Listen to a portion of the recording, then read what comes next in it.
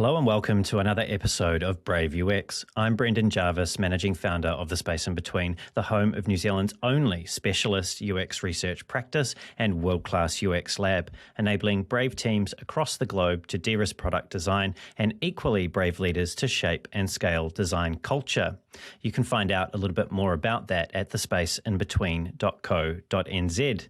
Here on Brave UX, though, it's my job to help you to keep on top of the latest thinking and important issues affecting the fields of UX research, product management, and design.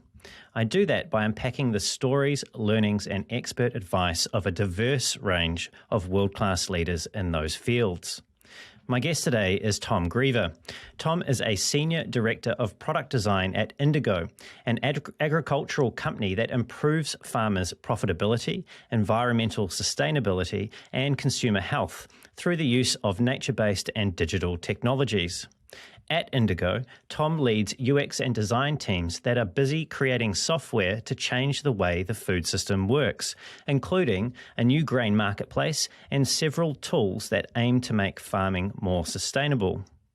Tom has also previously been the VP of Product and Design at Handled, where he led the product strategy and CX teams who were creating category-leading software for the home services and moving industry. He was also the Director of UX and then the VP of UX and Design at Bitovi, a remote-first digital consultancy where he led teams to develop new web app experiences for companies such as Apple, Walmart, Levi Strauss, and Lowe's.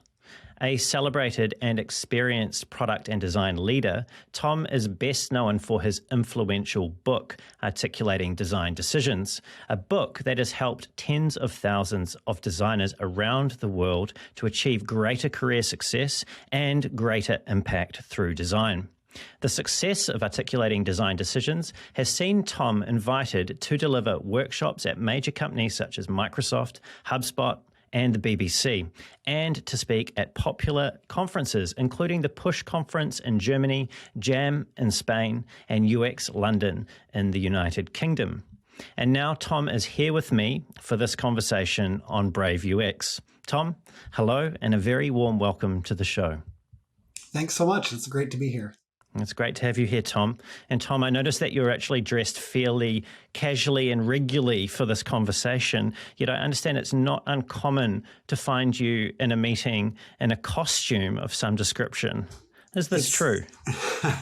It's true. So the word has gotten out, I suppose. I have been known to lead or show up to meetings in costume occasionally, whether that is, Mario. I think I showed up to one meeting as Mario. I've been, talk show host, game show hosts plenty of times. But you never quite know. But not today. If I'd thought about it in advance, maybe I could have pulled something together.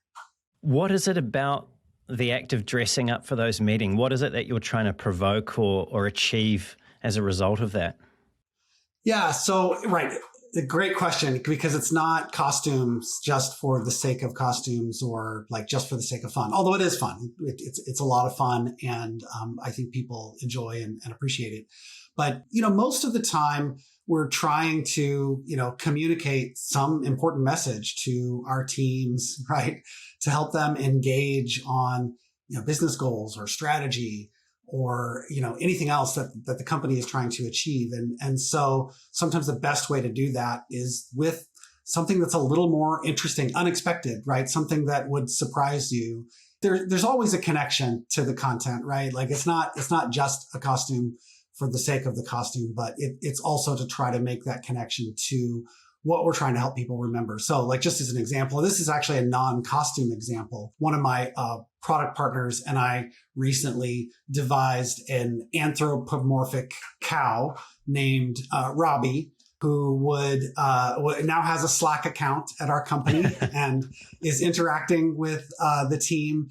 And Robbie's sole job is to report out on the KPIs that we're tracking for the coming year. And actually the word or the name Rob, R-O-B-B, each letter represents one of the 4 KPIs that we're tracking. So in a lot of meetings, we're expecting Robbie to show up and tell us how we're doing. And, it seems silly maybe even a little bit juvenile at times. But it's incredible how much more engaged people can be and asking the right questions and remembering the things that we want them to remember, right? And even just being excited to show up to a meeting, right? I mean, I think we all go to a lot of the same meetings that kind of run together. And so I think anything we can do to break that monotony and have fun in the process is probably well worth the risk. So.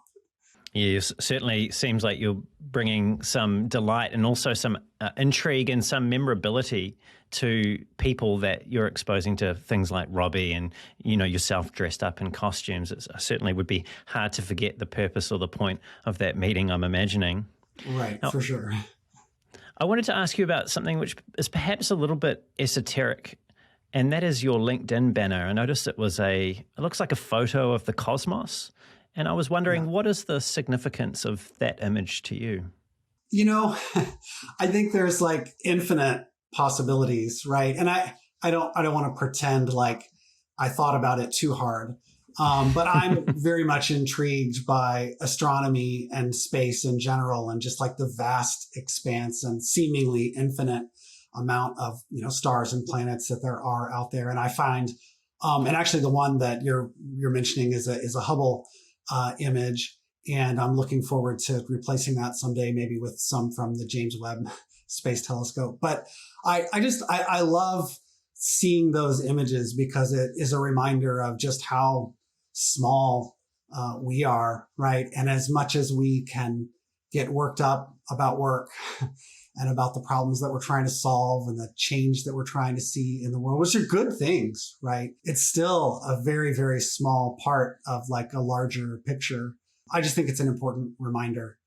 Maybe this is a long bow to draw, but thinking about what we were just talking about regarding costumes and introducing some levity into work and some memorability of things that are important like metrics, and also what you were touching on there about the scale of our significance and the reminder that shots of the cosmos like that give us about the perspectives we can choose to adopt and change as we like. I'm sensing, or I'm wondering whether or not there is just an overall lightness to the work that you're trying to introduce, given how serious we can all be and wrapped up in the day-to-day of what it is that we're doing and the things that sit outside of work, like family and politics and all the other things that make for a very busy and sometimes disconnected human experience.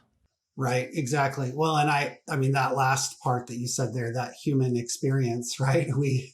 And I think, it's interesting even in product design and in tech where, a lot of us work, we specifically are tasked with designing for that human experience. And I don't know that we're really doing ourselves any favors by, designing our work lives and our conversations and our routines the way that we do, right? And yet we have, kind of the training and the power and the insight to be able to kind of create the kinds of experiences that we want to be having at work. I really value that for sure. Like as much as I probably am a serious person, much of the time, I always try to push myself to find those moments to not be so serious, because if we're not having fun, if we're not enjoying the work that we're doing, right? And it doesn't have to be as silly as, wearing a costume. It can just be enjoying and being fulfilled by the things that we're doing. That's incredibly important. And I think we have we should believe we have the agency and the power to make those things happen, not only for ourselves, but to influence and affect the people around us too, right? And I think we sometimes underestimate how much influence we have on everyone else. Bringing us back down to earth now, and also into a territory which I believe is a great source of fulfillment for you, which is your family. And you've described yourself, and I'll quote you now, as a dedicated family man and toddler wrestler with 5 entrepreneurial kids and a marriage worth bragging about. Now, first of all, 5 kids, that's a serious commitment, and I imagine takes a lot of time and energy. How do you manage to make that work with a very busy work life as well. Yeah. I mean, we all make time for the things that are important. And I think it just comes down to, the fact that, that's a priority for me and for my wife and for our family. Right. And so, sure, we spend all our time with our kids. But we love doing that. We love seeing the impact that they can have on the world. I should probably update that because I don't even have any toddlers in my house anymore. My oldest is 19. And then, I have 4 teenagers basically, and then an 8-year-old, right? So they're all in kind of a different phase of life now, but they are entrepreneurial. And I don't know if as a culture, we really appreciate as much as we could the influence that having and raising families and kids has on like the rest of the world. And I totally get that, like, having a family isn't for a lot of folks, and that's totally cool.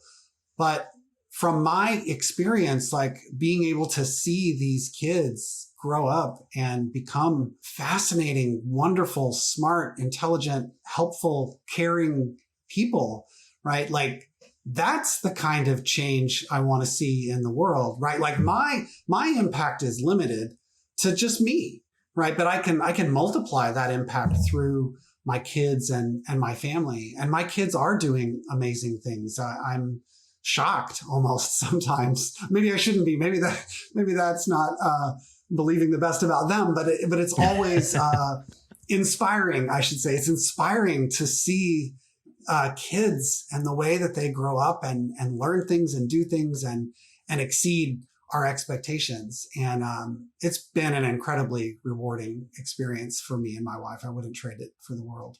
What influence or impact, if any, has your family life and your marriage had on the way that you've developed as a leader of people at work?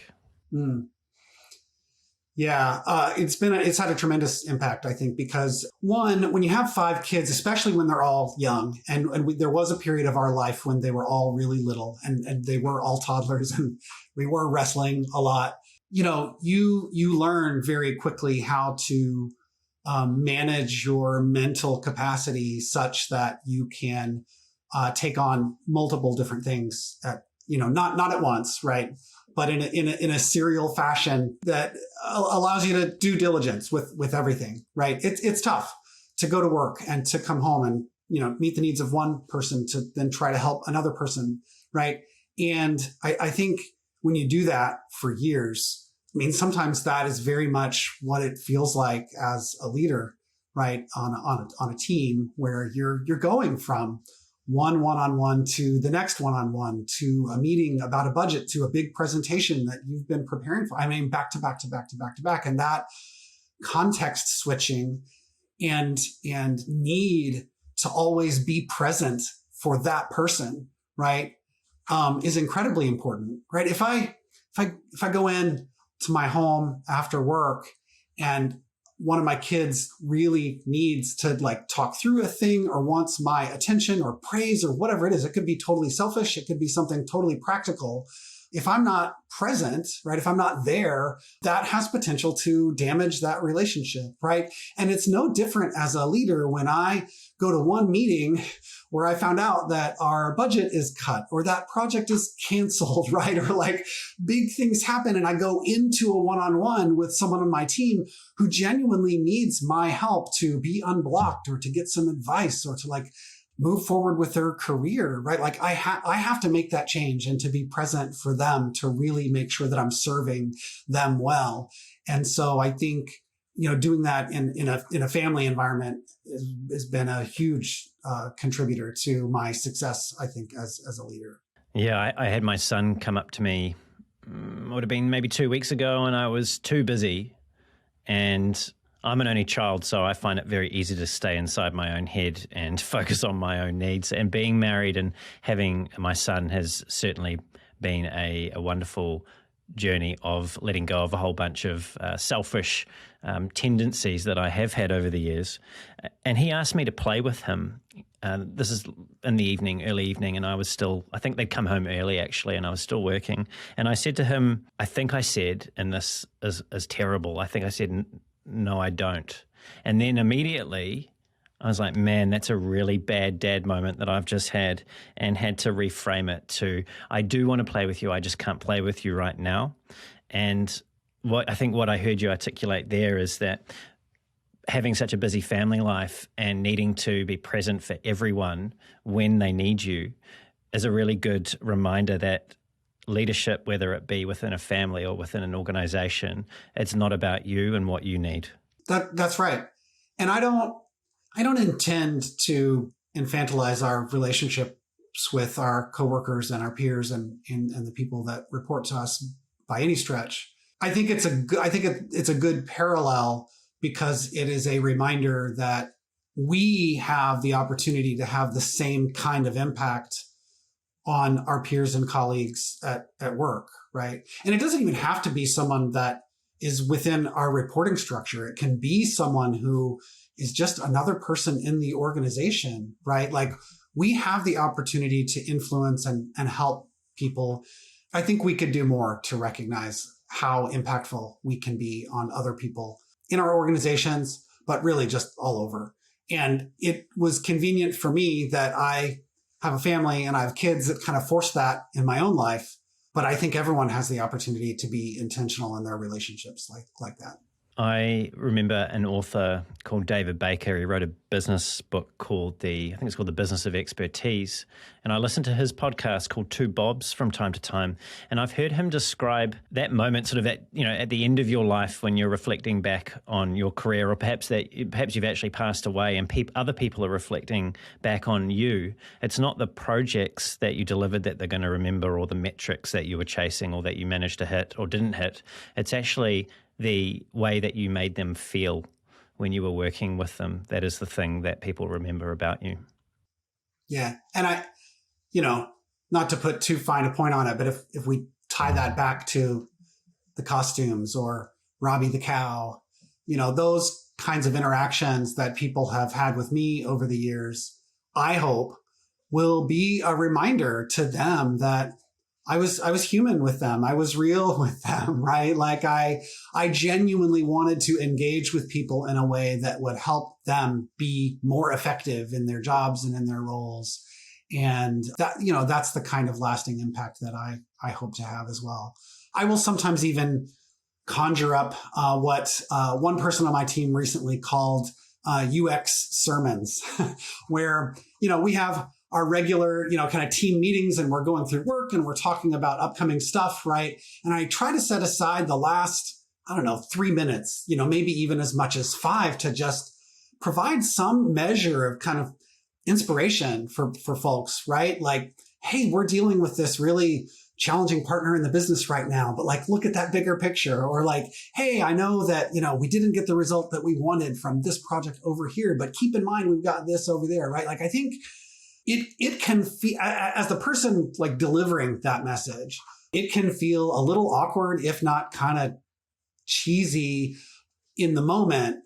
But I think it tends to land pretty well on people. They appreciate the acknowledgement that like, hey, we have these challenges, but we have so much to look forward to, right? And I think reminding people of where we're headed and how this contributes to a bigger picture of our organization maturing in UX or product design process, right? Like, it's so easy for people to look at the here and now and forget those things and be sad about the current state of where we are as an organization, right? And I think part of my job is to point to like where we're headed and to remind them and encourage them and inspire them. As awkward as it can feel, I think it's still really effective at helping other people really feel that, right? To know that we're doing important work and we're doing it together as a team and we're headed in the right direction. I had a conversation a few weeks ago with Andy Budd, and Andy and I got talking about designers' tendency to feel the need to perfect their work. And as a result of that feeling, that even when good things happen, the team delivers a great project or a feature or whatever it may be, we have this and again, generalizing here, but we have this tendency to look at that and think of the 20% that we weren't able to achieve instead of the 80% that we were. And he was very much echoing similar sentiments to you, that it's important as the leader to actually ground the team in what has been achieved to date, but also, what we need to focus on next. So that's really an important reminder. Yeah. Yeah. It's never going to be a perfect process, right? We're never going to get that 100%. I know on my team recently, we had this experience with because we're a startup, and a smaller team, we don't have a lot of mature processes in place, right? And even if we did, we would have to reinvent them every 6 to 12 months anyway, because things are changing, a lot more rapidly in our environment. But we, back in, like April or May of last year, we kicked off an initiative to do some early discovery work on a part of our customer base's like workflow that we didn't understand as well. And, prior to doing that, our organization had not done that as much. We were a lot more focused on like, hey, here's a problem, here's a solution, someone create a UI for it, we'll throw it out there, see what happens, and maybe do some user testing along the way. So this was intended to be the beginning of kind of like a cycle where we could get people in our organization accustomed to how we would tease out the problems that we need to solve and how we would, eventually arrive at those solutions. And we spent 6 months on this initiative, and we did a lot of great work, a lot of great research. We had great data coming out of it. But the way that the timing landed at the end of the year and when goals were kind of like set and decisions were being made for the roadmap, by the time we actually wrapped up that project and kind of delivered the final readout, I think a lot of people on the team felt a little bit like, oh man, we didn't really get to include that, those learnings and the planning for the roadmap yet. Like we just kind of missed the mark there. Right. And I remember telling them at the time, like, no, yes, of course, that was valuable learning and insights that we have, and we absolutely will use them. Maybe not right now, but we will eventually. But even if we didn't, even if we took all that work and threw it away, right, it would be valuable just for having created the cycle and the habit and the awareness for everyone else across the organization to understand, like, this is how we want to work. Like, this is a part of our process for understanding, our customers' pain points and how it can and should influence the direction of the roadmap. And so I told them at the time, I was like, and now we just finished this one, we're going to do it again, right? And that one will be a little bit better, right? And a little bit more mature and a little bit closer to the roadmap. And then when that one's done, we're going to do it again. But like building those habits take time. We're not going to do it perfectly the first time out of the gate. We should be celebrating the fact that we had so much support across the organization for the fact that we were even doing it at all. Right. And now people are talking about it and they're already asking us about the next one and when we're doing it and what it's going to be called and what it's going to be focused on. Right. Like building that momentum and that energy, that was as much the exercise as it was the actual insights and influencing the roadmap. Tell me about the work that went into the point before you got the approval to do that first generative project. What do you mean? The work before that? It's often easy for us to look back at a project like that and go, that was successful. And I have no doubt that it is.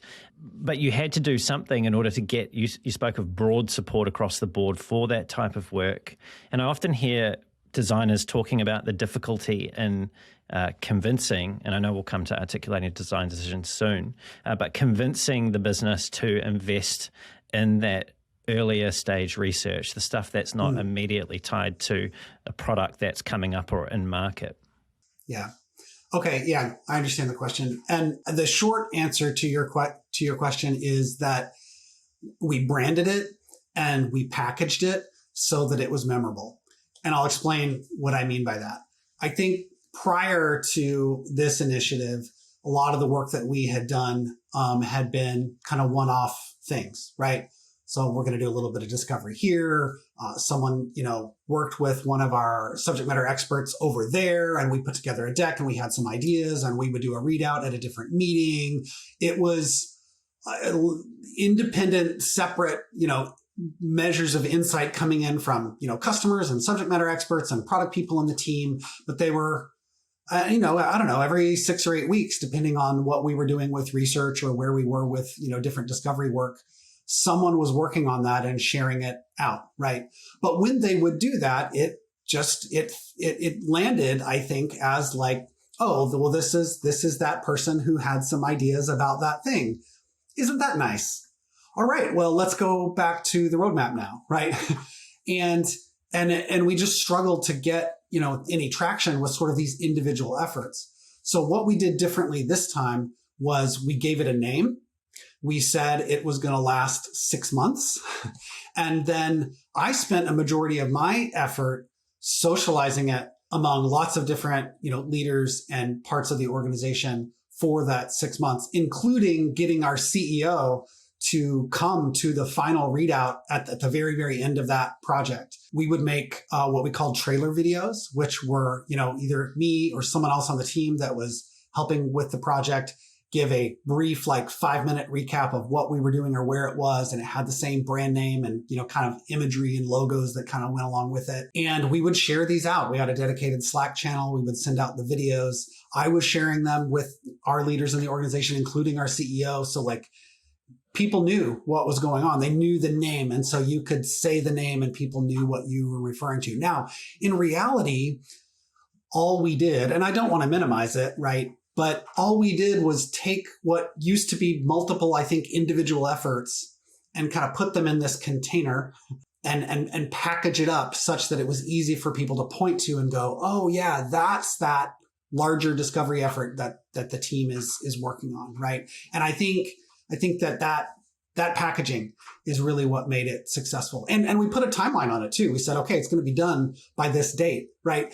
And we could have just rolled right into the next one, right? And just done a separate, a study over here, or, done a survey there, or, done some, concepts with this one problem area over there. But instead we said, okay, no, hard stop on that. And now we're going to devise and come up with a new one that we will then launch and kind of promote in a similar way. So that internal promotion and getting people excited about it and sharing it out and making it simple for people to remember and know what it was that we were doing was really, really important. And actually, on the topic of using humor and levity, what we called it was Kopi Luwak was the name of this effort. And if you're not familiar with it, Kopi Luwak is the name of the most expensive coffee bean in the world, because it is harvested from coffee cherries that were eaten by a wild Indonesian civet cat and harvested from the droppings of that cat. And so the reason that we named it that, and I had a whole thing in our initial trailer about why we were calling it Kopi Luwak, is because we were looking for the most valuable coffee beans among a huge pile of crap, right? That we had all these problems, all these known pain points from our customers, a ton of different information to sort through. And we wanted to really take the time to go through it. And the name was funny and it was interesting. It had a tangible kind of representation. And in fact, I bought these packages of coffee and I mailed them out to some people on the team, as a thank you for participating or as a reminder of the project, right? But finding something that people could connect with and associate kind of the content of what we were trying to accomplish to a creative, expression of that project, I found to be very effective. So there's several things in here. There's storytelling, like the Kopi Luwak story that you just told me. There's structure in terms of the way in which you approach the engagement with the other senior stakeholders, the way that you communicated back where you were at on a regular basis. There's also in here, there's a degree of bravery in terms of the level of transparency that it sounded like you were affording others in the company to see what was happening with the design and the research as that was going on. Yeah. And the transparency thing, and maybe I highly value this more than a lot of folks, but I feel like, a common message for me on all my teams is, to just share early and share often, that the more visibility that we can give people into our team and our work and our processes, the better off we're going to be. And I know that a lot of designers are hesitant to do that. They don't want to share their work too early, right? While I understand the sentiment that, it can be difficult to feel like, oh, this is a work in progress, or like I have to provide some measure of like disclaimer or context, or I'll get the wrong kind of feedback, or it may reflect poorly on me because I haven't thought through it well yet. I understand those risks and that feeling. But what I found is that when people see what we're working on, it actually gives them more confidence that we know what we're doing, that we're going to deliver on time, that the result is going to be really, really great. And people actually are less inclined to speak into our process and tell us how to do it because they can see it happening, right?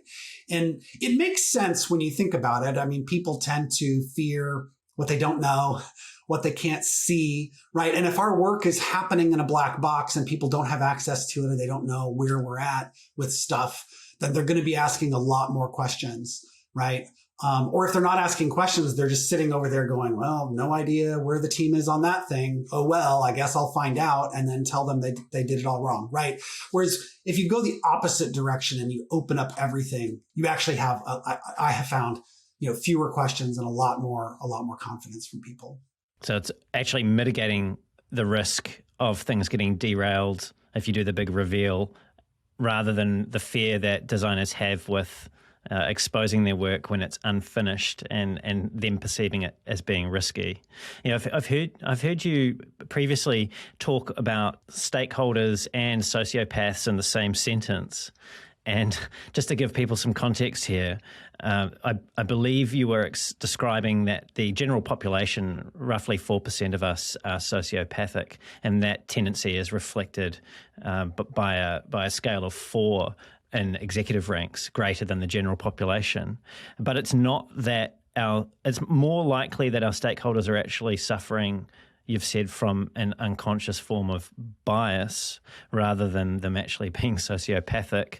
Now, knowing this is one thing. So knowing that a stakeholder is likely suffering from a bias, and we've got some work to do here to close that, is one thing. But knowing what to do about it is another.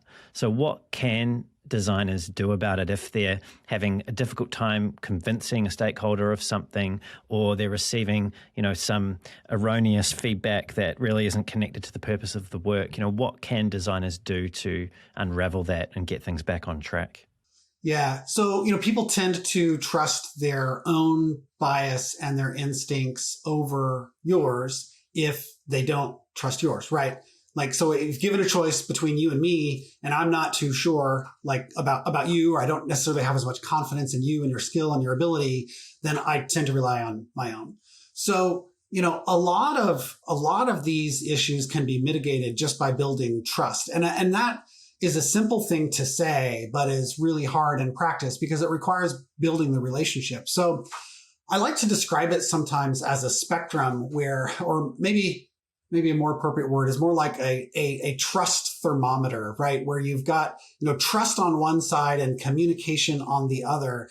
And if I have a very little bit of trust with someone, then it's going to require a lot of communication to really get support from them. If I have a great deal of trust, then the amount of deliberate communication I need to apply to that relationship is actually much, much smaller. And this is why things can happen so quickly in smaller organizations where we have more time to build stronger bonds. This is why a startup founded by, two best friends can just text each other and say, hey, I'm going to do the thing. And they go, okay, sure. There's a high level of trust. And so there's less need for deliberate communication. So the more that you can focus on building trust and relationships with the people who you need to communicate with and whose support you need, the less deliberate effort you have to apply to actually, gaining that trust and support in the process.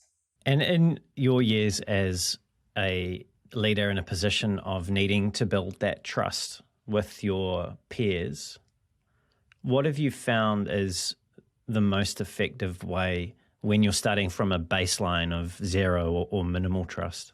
Right. So it doesn't always feel good to say this, but it actually has less to do, in my experience, with my own individual expertise or that of the person whose trust I need to build, and more to do with just finding something that we can have in common. There's a ton of research out there that shows that like anytime you can find anything in common with another person, it kind of instantly builds rapport. There's one funny one that I read recently. I'll have to see if I can find the link and send it to you afterwards so you can include it in the show notes if you want. But these researchers brought in participants to smell an American college football jersey in a box. And they had taken multiple college football jerseys and soaked them in some material that made them stinky, made them smell like body odor. And then they put them in these boxes, and they had participants come in and smell them one at a time and then rank them from like most smelly to least smelly. And what they found was that people ranked their own college as being the least smelly, and they often ranked the college that was perceived as being their closest rival as being like the most smelly, right? So like something as simple as like acknowledging like, hey, we went to the same university, or we grew up in the same neighborhood, or even just like we're connected with the same people on LinkedIn, right? We have kids, we both have pets, right? We both like to go hiking, right? Like those seem like kind of trivial things. But we go back to that human experience that we talked about earlier, right? And like you're creating now that human connection, because people become unreasonable and they rely on themselves and their own biases when they're not having that human connection, right? When they're in kind of the throes of work, when they really are maybe thinking and operating a little bit more robotically, right? And that's maybe a pessimistic way of looking at it. But I do think that anything we can do to remind them that like we're human, right? We're people. I have things in common with you and you have things in common with me, right? Just starting there, it makes a huge difference in the relationship and in building trust. Tom, you seem to have some really keen insights into the human condition, and perhaps this has to do with your experience as a designer, and maybe it's to do with natural curiosity, or maybe it's an innate thing that you just have. I'm not sure. But I wanted to quote you again now, because you've said something else that I feel is really important for us to talk about with regards to our relationships with stakeholders. And that was, the vast majority of people who appear to be unreasonable have a much simpler need than we give them credit for. They just want to be heard. That's it. Now, I listened to you describe, when you were saying that, how you once dealt with a stakeholder who brought up something in a design review that wasn't relevant at all to what you were there to discuss. And the way that you framed it, the way that you framed that conversation with that person, it was both, in terms of your tone, it was both direct, but it was also disarming. You had this way of helping them to see that they were off track and then to get the meeting back on track. You allowed them to be heard without agreeing with what they were saying. Have you always had this ability, or is this something that you've had to purposefully practice? I definitely have had to purposefully practice it. Certainly early in my career, I was not skilled at this at all. And I have some very acute memories of mistakes that I made earlier in my career with even, my own boss and my boss's boss that I look back on now, with embarrassment. We don't talk about that anymore, right? But, in that example that you describe, the key there is to be sure that you're always validating the other person's perspective, and even repeating it and rephrasing it back to them to demonstrate that you heard them, right? And the most common way that I have found to do that effectively is to lead with a yes, to start with the word yes. Like, yes, I understand where you're coming from.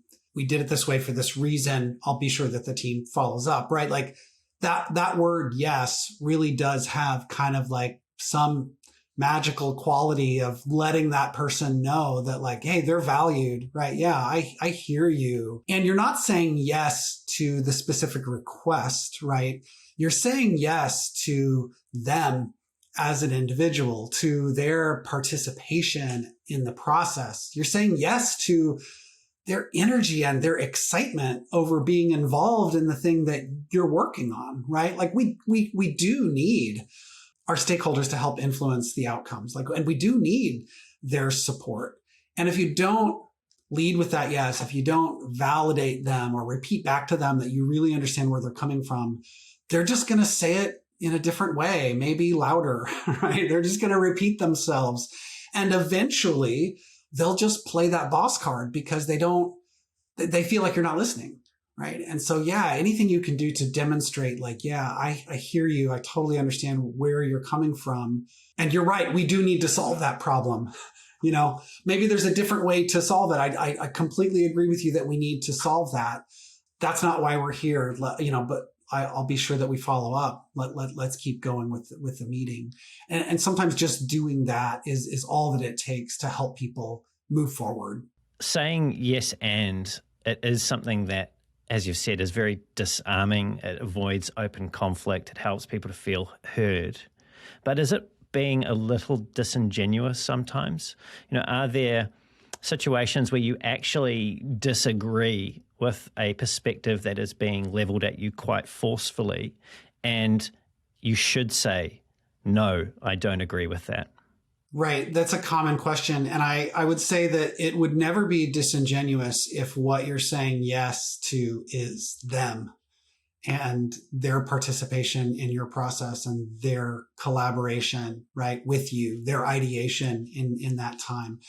Of course, you shouldn't be saying yes with the purpose and intent of just turning it into a no, right? This isn't like, the compliment sandwich where I compliment you and then I give you some negative feedback and then I compliment you again, right? Just to make you feel good about it. People see through that. Yeah. But I think it's important to add here that leading with a yes is not only about disarming them and helping them understand the framing of what they're asking us in the wider context of what we're doing, but it's also to help keep us open and help us to not be biased in our own ideas. Because when you say yes to another person, you're now being vulnerable. You are opening yourself up to that risk. And you're saying, yes, I'm open to the possibilities here. I was leading a workshop in New York recently, and we were talking about this principle. And one of the participants told me that he had been practicing this for a while, and he went to a meeting where a stakeholder gave a suggestion that he thought was a terrible idea. And he led with the yes with the intent of just trying to turn it into a no. But in the process of leading with a yes, he explained it to himself such that he realized it was actually a much better solution than the solution he had in mind. And if he hadn't done that, he would have missed an opportunity to solve that problem in a way that would actually be better for both the customer and the business. So I don't think we can discount the possibility that we also have our own biases, right? We also have our own preferences that we're relying on. And this is meant to help, I think, both sides of that. It's really a tool for leaving, as you said, leaving open the possibility, but it's the possibility that you might be wrong about something, sure, isn't it? Yeah. Yeah. And the possibility that there's more than one way to solve a problem. There's always multiple alternatives. That's the reason we disagree on the specific solutions, because there's always another way we could come up with to solve it. So, just objectively, it's simply not right to just say that person's idea for solving it is wrong, right? Like we don't, unless we've tried it and actually have evidence of that, we don't know yet, right? It's just my idea versus yours. And of course, I have expertise as a designer that I poured into that solution. So in that way, I know better. But also in theory, my subject matter expert and the other people in the business, they also have valuable domain knowledge, information about the business and how things work that I don't have, right? The whole point is that we have to find the way to bring those two together. And if I go into these conversations truly believing that my designed solution is absolutely like the only and best way, well, then I'm missing a huge opportunity to actually build the right product for our customers. So following that thread along, something else you've said, which perhaps there's some tension in there with what you've just said previously, and I'll quote you now. You've said, because design is visual, people being business stakeholders, believe that just because they have an opinion about design, that it means that their opinion is just as valid as that of the expert that they've hired. The same way we can choose the music that we like, but that doesn't make us a good musician. So stakeholders do have valuable domain knowledge, things that they know things we don't know, and we need that knowledge. But sometimes they have weird opinions, as we all do. So how do you avoid, in that context, the stakeholder as, I'm going to use an analogy here, perhaps it's a flimsy one, but how do you avoid the audience from trying to be part of the band when it's in the context of some well thought out design work? Sure. Yeah, I mean, there's definitely opportunity for us to demonstrate our own expertise, right? So let's presume for a moment, like we've built that trust that we talked about earlier, right? We're leading with the yes. Our stakeholder feels really good about the interaction. So we're not having challenges with like the relationship there necessarily. It's really just about like a subject matter expert thinks this and I think this about the design. Then that opens an opportunity for us to really think about why we've made the decisions that we've made. Right. Because it wasn't purely just our intuition. It isn't just that we are designers and think and intuit these things from, the natural way in which things look. It may feel that way to us sometimes. And it's true that a lot of us are designers because we are more inclined to do that intuitively. But in reality, all of that intuition is based on some experience or learning or insight from earlier in our career or in our education. And so we need to be better at doing homework to go back to understand, right? Well, in my experience, we know that people look from left to right, top to bottom, and we designed this to make sure that they were tracking through the application in that way to get to that call to action button, right? Like just providing them either with anecdotal, understanding that we have from our own experience, or ideally finding our own research and even third-party information to back it up to say like, hey, in a common e-commerce checkout flow, right, this is the standard. And the reason that it's the standard is because of the data from this source over here, right? It doesn't have to be our own original research, but research. But I think anything that we can do to present ourselves as the experts, not just because we decided it looked better or would work better this way, but because we have some experience doing it, we have seen it work or not work, even if it wasn't, from our own work or our own jobs, right? We could have, collected this information over the years from, being exposed to the design industry in general. Those little snippets and insights are important for us to keep track of. And actually, a real simple thing that you can do is like when you stumble upon some really interesting research that is influential in your design work, just bookmark it. I mean, sometimes with individual projects, I will keep all my reference material in a folder and know that all these things, these studies, this article, this research, it was in this conference that I went to, right? It was influential on the decisions that I made on this project. And if a stakeholder asks me, hopefully I can go back and look that up and share it out. It may not even come to that, right? Sometimes them just understanding the idea that we have some reasoning, right? There is logic that underpins why we did what we did. Sometimes that alone is enough, especially if there's a high level of trust. Your personal practice and the practice that you've encouraged others to adopt and communicated through articulating design decisions, you have a very structured approach to describing for yourself before you even have to communicate it to somebody else why you did what you did. And I understand that there are three main questions that you favor here. The first is, what problem does it solve? The second is, how does this affect the user? And the third, and this is where we're getting down to brass tacks with design, is why is this better than the alternative?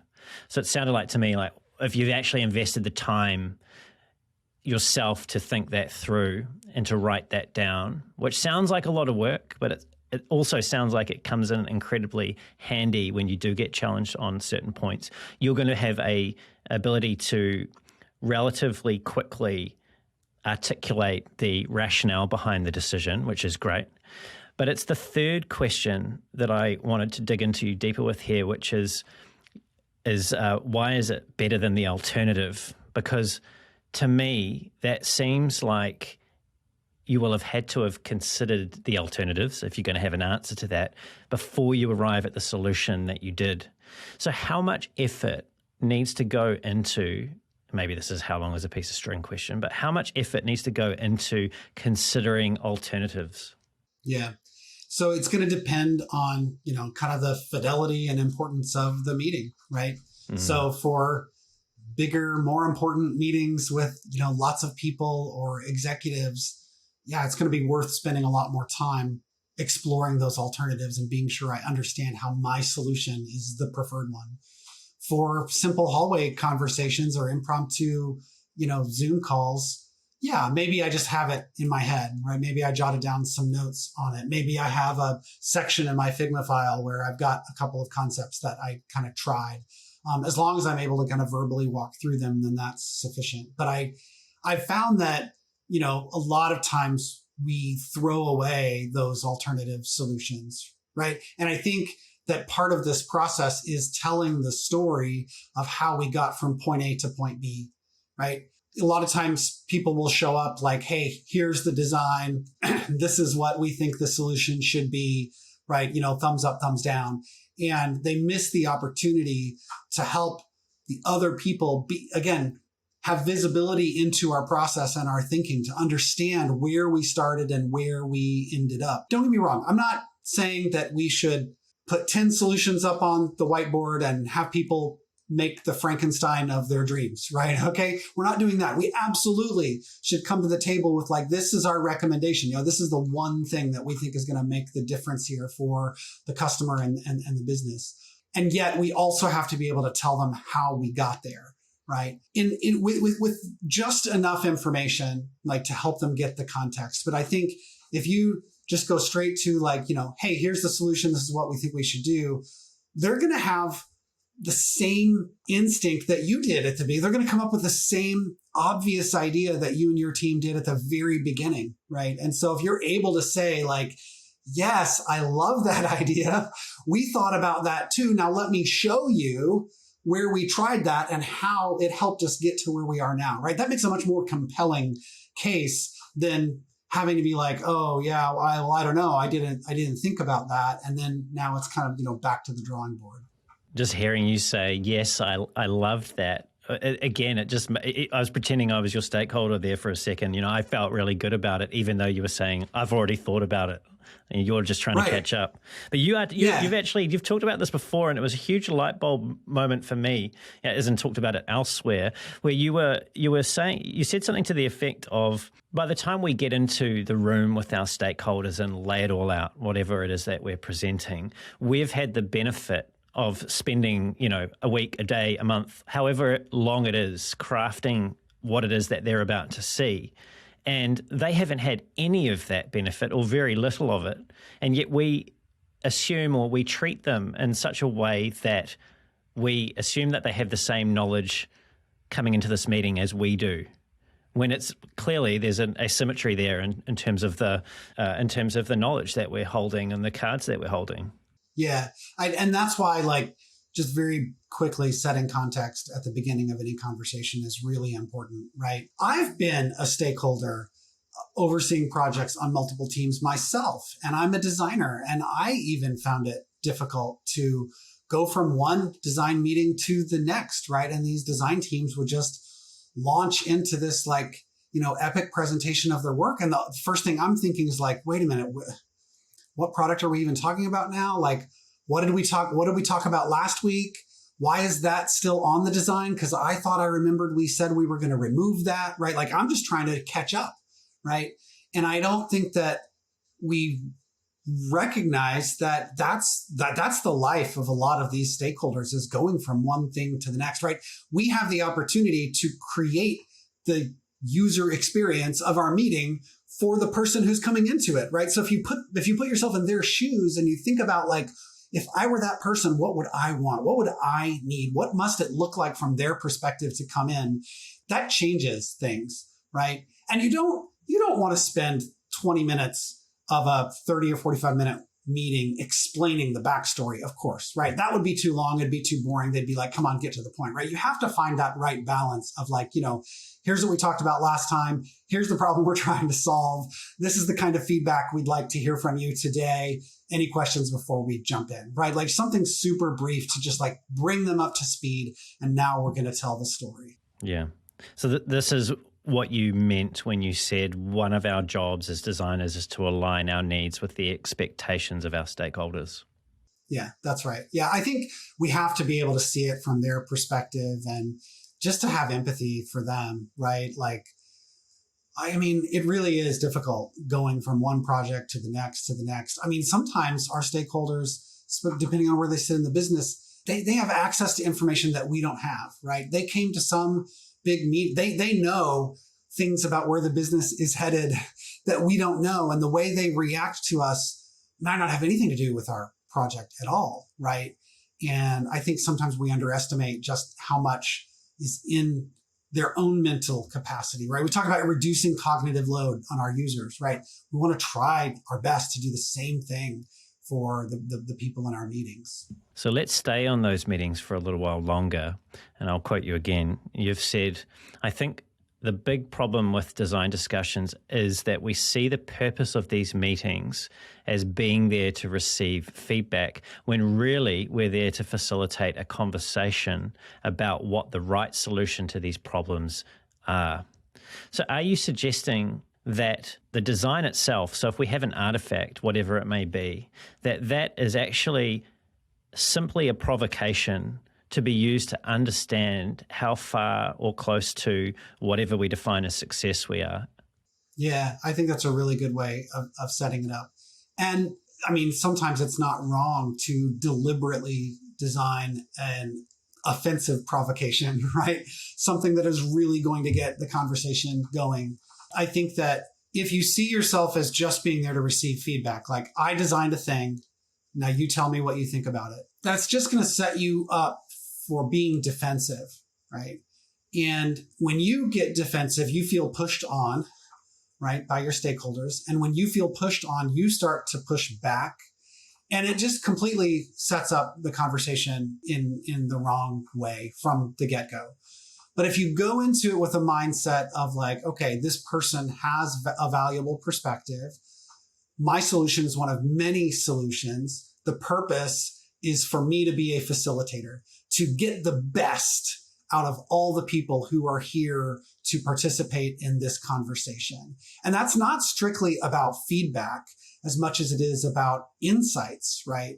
And feedback sounds like make it bigger, move it over here, drop it down there, right? That's feedback. But insights are like, tell me what doesn't work about having it over there. Why do you think moving it over here is better than having it over there, right? Not focusing on the prescriptive feedback that they're providing, and instead trying to uncover the problem that they're attempting to solve. Because most people aren't thinking in terms of problems and solutions. They're just going straight to the solution. They see something visual. They think they know that if they move it over here, that's going to solve something for them, but they don't know what that is. And so if we see our job as to help them uncover that, then we'll be more successful because it opens up the possibility that there are other ways we can solve for it than just their suggestion, right? And they will see that too in the course of the conversation. Yeah, so just the same way that our customers or users can't really articulate their problems without us asking the right questions, our stakeholders can't either. Yeah, absolutely. And they probably have more exposure to product processes and they understand things like user research, right? So they probably have some terminology and guardrails there that, most of our customers maybe don't have. So that should be an advantage for us too, though, right? Because now we have a shared vocabulary, right? We already have a construct and kind of a framework within to work with them on. Yeah. I'm curious about your framing of the role of design within the organization. You've framed it, and again, I'll quote you. You've said, we've got to see our roles as one of service because serving people forces us to see the perspectives of another person. Designers are on a team to serve. Perhaps I take a little issue with this notion of service. It's not that I necessarily disagree, though. I don't want to come across too strong here in how I feel, but it's just this nature of being subservient that I suppose that the term service may communicate. And maybe that just rubs up against, clearly some of my own perhaps limiting beliefs about design and its role in the world. So what is it, or to whom should we be in service of? What is it behind this service notion that you feel is important for designers to connect with and to understand? Yeah. Before I answer that, I think it is important to touch on this idea that it definitely not intended to communicate a sense that we are subservient or are not equal or are less than. Certainly design and research and product are equal partners in creating these solutions. And we absolutely should have the confidence in that when we go into these conversations, right? The concept of seeing ourselves taking on that attitude of service is really about humility. And if we go back to some of our earlier threads on, wanting to eliminate our own bias and leading with a yes and validating the other person, right? That's where this all kind of comes together to connect. If you go into these conversations believing like, I'm here to help them be successful, right? In their role and in the company, right? That's a very different attitude from, I'm here to push design and make this a design-led organization or process or product, or even my own idea and my own agenda, right? Which is a totally different thing. But I do believe that when you position yourself to set up someone else for success, then I think you will find success more easily just simply as a byproduct of that. Because when our partners in the business see us making them successful, they will naturally want to do things that help us be successful too. And in fact, a lot of our businesses are set up that way anyway, right? My partners are incentivized to achieve their own, KPIs or OKRs for the product. So anything that I can do in service of that will make them happy and successful. Well, I'm also measured on those same things. And in fact, one of the things I'm measured on is how effective my partners in the business believe I am at working with them, right? I mean, one of the number one ways that we evaluate people in a lot of organizations now is by doing, these 360 feedback loops where we're asking partners in the business, like, what's been your experience working with Tom or someone else, right? So when people know that they can come to me with a problem and I'm game to help them figure that out, it means that I now have permission to go to them when I need something too, right? Like there's a reciprocity in our relationship that we're both there to help each other be successful. And it's just harder to accomplish that if you don't see yourself in that role, if you're going in with a different intent. It's almost like you're going in with an intent to invest in them more than you are going in with an intent to withdraw something or extract something. It's a much more additive, virtuous framing of the relationship. It's also making me think of, I'm not going to get the adage quite right, but maybe you can connect with this. There's a saying, something to the effect of, if money is what you're pursuing for the sake of money, it's going to be more difficult to achieve that than if you pursue something for the sake of itself, and then the money will come. And again, I didn't quite frame that correctly, but it's almost like if you want design to have influence, don't pursue design influence directly. Help other people to achieve what they're there to achieve in the context of the organization, and then that will make it easier for design to have influence. Yeah, that's right. Right. So two examples from my career that I think demonstrate this well. One was a person on my team who met with their product owner, and their product owner came to the meeting with the designer and the engineering, like developer lead, with a deck that was basically like, hey, here's where we're headed. Here's what we're going to do. This is the vision and this is the strategy and these are the things. And my designer came to me after that meeting and was really like down and was like, I don't know why they didn't involve me and ask me right? Like we have all these insights. We've talked about strategy together. It just feels like they totally left me out and they wrote up the strategy all on their own and then just told me what it was, right? And that's a common feeling for designers, that product or even engineering is just like telling us what to do, right?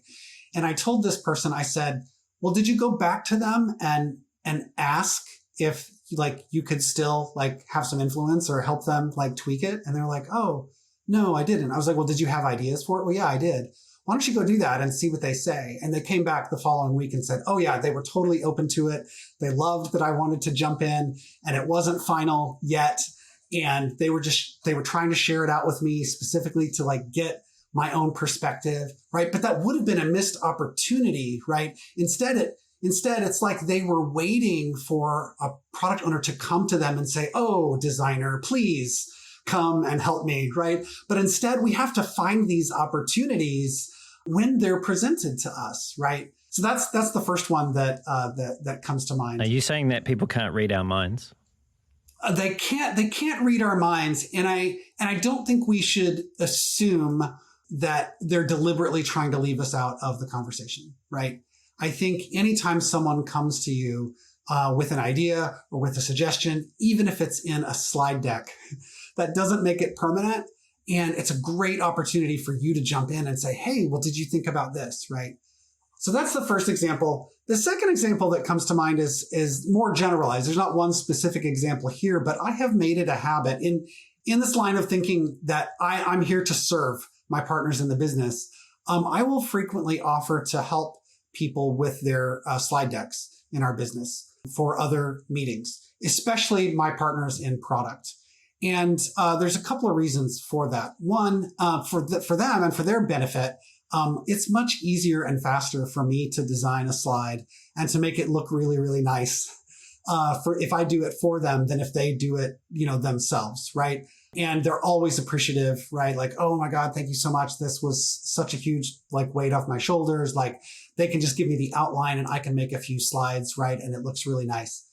But selfishly for me, it often gives me access to the content of meetings that I'm not invited to, right? Meetings that I didn't even know about, right? And so just as often, I'm helping someone with a slide deck and they think I'm doing them a favor, but really I'm looking at some stuff and I'm going, oh, wow, that's interesting. This is coming. And now I have a conversation point with my product partner and I can be like, hey, I see you're talking about this in that meeting. What about this? Oh yeah, that's right. We should add that, right? That's design influencing where we're going as a product. And again, if I waited for someone to just come along and invite me into that process, it would never happen, right? Or it would not happen nearly as often as I would like it to, right? But if I can find ways to be influential, to find the influence, then I'll be much more successful. And one of the ways of doing that is seeing myself as being there to serve other people and make them successful. Because by trying to make my product partner successful, I'm successful as a byproduct because now I have access to information, to people, to meetings that I didn't have otherwise. Yeah, structural influence is not the only way that you can achieve influence. That's right. Yeah, you're making me recall a conversation I had, I think, at the end of last year with Jesse James Garrett, and he almost, not to the word, but in another story, articulated the same point just as finely. So I think it's another key insight today. Tom, I'm mindful of time, and I also wanted to acknowledge the work that you put into articulating design decisions, which is now, I think, 7 or just over 7 years old. It's sold over 36,000 copies. It's been translated into 7 languages, and it's now in its 2nd edition. What surprised you the most from bringing that book into the world? Well, I mean, I never anticipated that it would be as influential as it appears to have been. At the time when I wrote it, it seemed like a nice idea. I felt like articulating design decisions was a fairly obvious thing that all of us have to do every single day. I just happened to have kind of developed some structure around how I articulated design decisions and wanted to share it, with the community. I always thought it would be kind of like a nice line on my resume and it would sell a few copies and it would be like, oh, that was a fun project to work on. I'm really glad that I did that. And I never anticipated all the messages that I would get from people. I mean, I've had people tell me that they got a job, they got a promotion, they, led with a yes for the first time in a meeting, and it just completely changed their conversations. I've had people tell me that it totally turned their careers around. And I'm honored, quite frankly. I wanted to help people. I hoped that it would. I didn't anticipate that it would help people quite to the extreme that it appears to have. And so in that way, I'm super humbled to think that something that I feel like I was good at or learned to become good at, that I could put out there and share with the world, has helped other people, right? I mean, there's no, I think, greater feeling than to know that you've contributed something to the world. And if I have helped a few people in their careers along the way, then that's great. I'm super, super happy. Well, you certainly have. And I have one final question before we bring the show down to a close, and not to finish on a somber note, but it is that you've observed a sad reality when it comes to designers who aren't able to articulate those design decisions. So people that haven't yet picked up a copy of your book or heard you speak about this.